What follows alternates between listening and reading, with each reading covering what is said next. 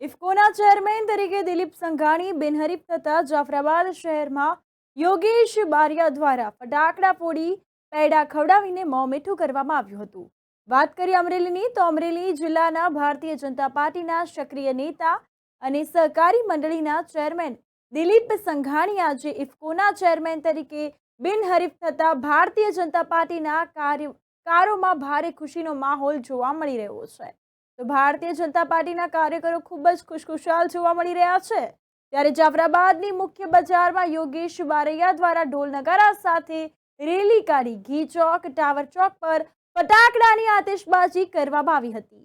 આ ઉપરાંત જાફરાબાદના વેપારીઓ તેમજ તમામ સમાજના આગેવાનોને પેડા ખવડાવીને મોં મીઠું કરાવ્યું હતું।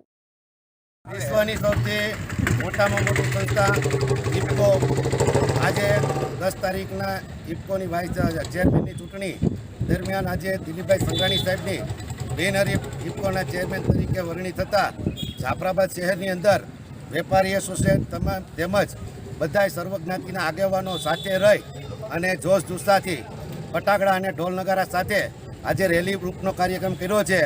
તે બદલ હું તમામ ગામજનો સર્વ જ્ઞાતિ આગેવાનો તેમજ મારા મિત્રો મંડળ તેમજ વેપારી એસોસિએશન તમામ જ્ઞાતિના આગેવાનનો ખૂબ ખૂબ આભાર અને ધન્યવાદ માનું છું। ભારત માતા કી જય, વંદે માતરમ।